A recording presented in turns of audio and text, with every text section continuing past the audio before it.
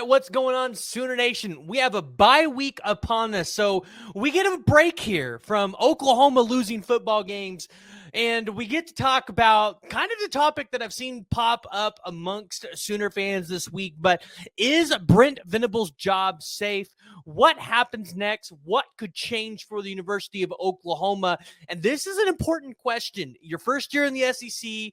It's not been successful. You need to find success in year two. Otherwise, you're going to continue to be the laughing stock of the SEC. So before we dive into it today, as always, make sure you guys join the discussion. Jump in the comments below. Give me your thoughts. Hey, and Griffin says to hit that like and the subscribe button so that I can buy her some more diapers. So to the initial question that I posed you guys.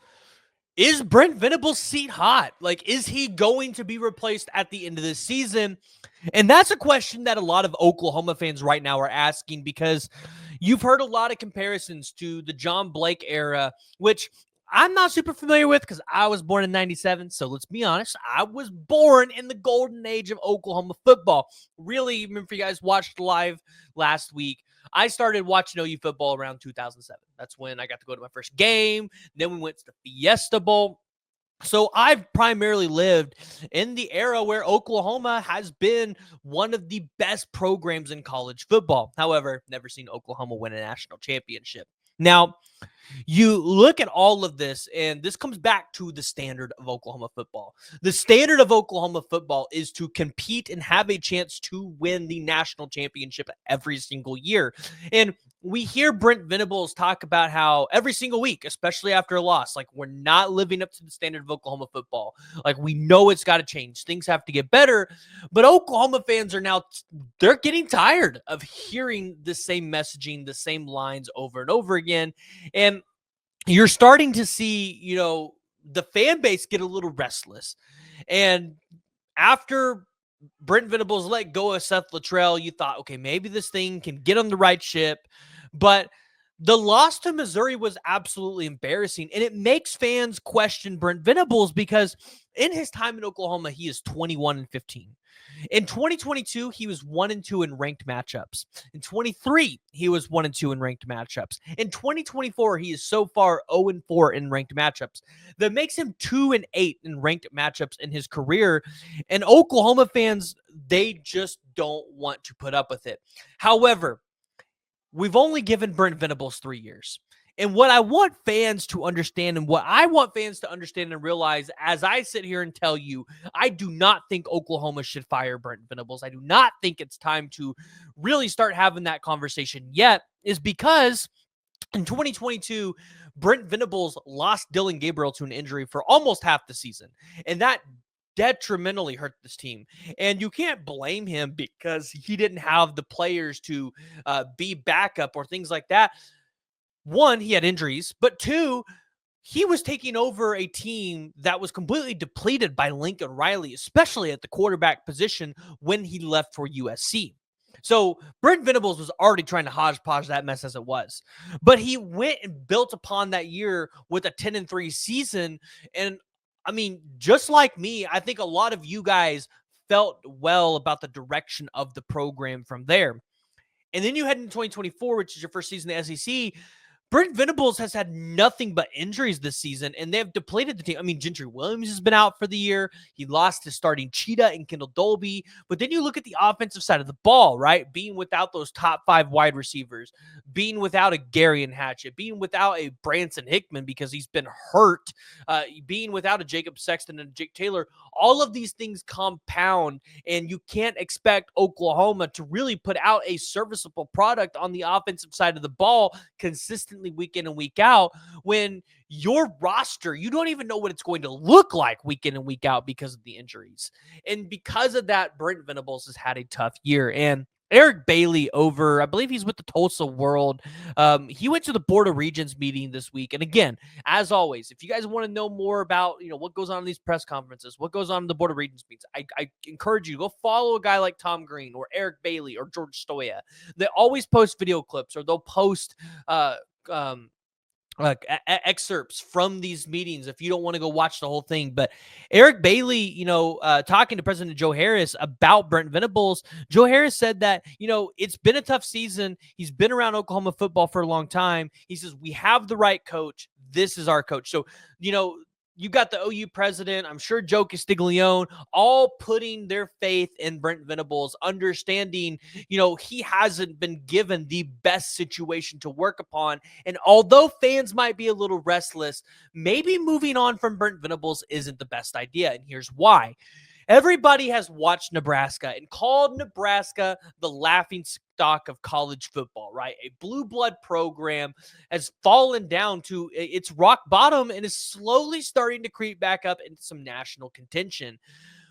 The problem is if Oklahoma fires Brent Venables, you are threatening to enter the same territory that Nebraska has been living in for the past couple of years. And if you're an Oklahoma fan, you definitely don't want that. So you look at it and say, if I was to let go of Brent Venables, and if his seat really is as hot as a lot of Oklahoma fans say it is, what do? Who are you going to go out there and hire? Right? And this is where I think we need to talk about what's next for Oklahoma. Talking about who do you need to go out and hire? Because obviously Brent Venables has an open offensive coordinator position. And he's likely going to have a couple other open positions this season as well. I've been on the fence about DeMarco Murray, saying I think Oklahoma's time with DeMarco Murray's past. I think DeMarco Murray needs to move on. Joe John Finley for sure needs to go. Will Kevin Johns return this offseason to be a quarterback's coach? I have no idea. I think he could get a job as an offensive coordinator, but just not here at Oklahoma. For Oklahoma, though, you look at who is going to be the best offensive coordinator hire, because we've heard that Oklahoma might have an open budget for this hire. And if that's the case, they can go out there and make the best hire. Now, we have to look at names like a Cliff Kingsbury out at Washington, who I've heard a lot. Probably not going to happen. You make the call, but not happening. Will Stein out of Oregon, probably getting a head coaching job this year, so not going to happen. Then you look at probably two of the more popular names outside of them, Brennan Marion, Mike Shanahan. Probably not happening. Those two guys are getting head coaching offers. So what about some other names, right? I've seen Kel Gundy. Not happening. OU's not bringing him back. Joe Brady. I ask you, go look at Joe Brady's history and tell me you still want the guy. Because a lot of people are just looking at that 2019 LSU team and saying, I want Joe Brady. Then I want you to go look at the three names that we've talked about the most, whether it's here on this channel or over on Jay's channel on Unfair Sports.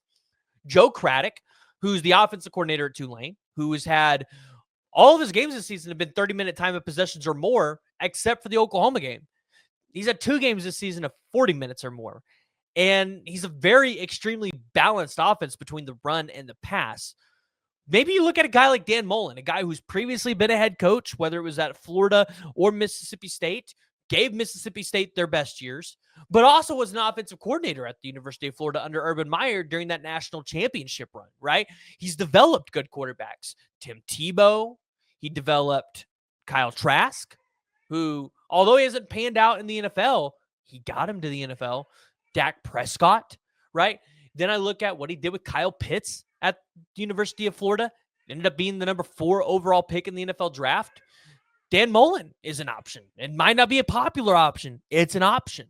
Then you look at a guy like maybe Matt Wells, who was on the staff previously with Oklahoma. I still believe was probably a more integral factor than we thought when he ended up leaving to go be the offensive coordinator at Kansas State. But during his time at Kansas State, he developed Jordan Love, another quarterback that I can give you comparisons to Jackson Arnold or Jaden O'Neal, who's the 2026 Oklahoma QB commit. But regardless, Oklahoma has to go out there and make the best hire. And the one thing that we've seen from Brent Venables, although the initial hires at defensive coordinator, at offensive coordinator outside of Jeff Lebby have been a little iffy, when Brent Venables has needed to make a slam dunk hire, he has went out there and executed 2 out of 2 times.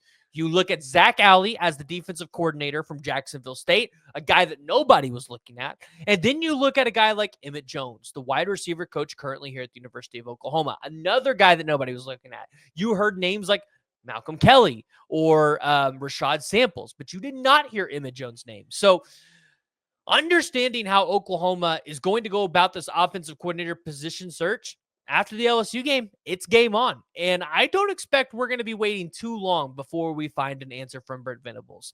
But at the end of the day, Brent Venables' job, I don't think it's in jeopardy this season. Even if you get annihilated in these last two games, I think it's pretty well understood that that's going to happen. The reports are always going to be there, though, because people need to drum up headlines. So I want to hear from y'all. Join the discussion. Jump in the comments below. Give me your thoughts on whether or not you think Brent Venables needs to be fired. And if so, who do you think Oklahoma can bring in place of Brent Venables?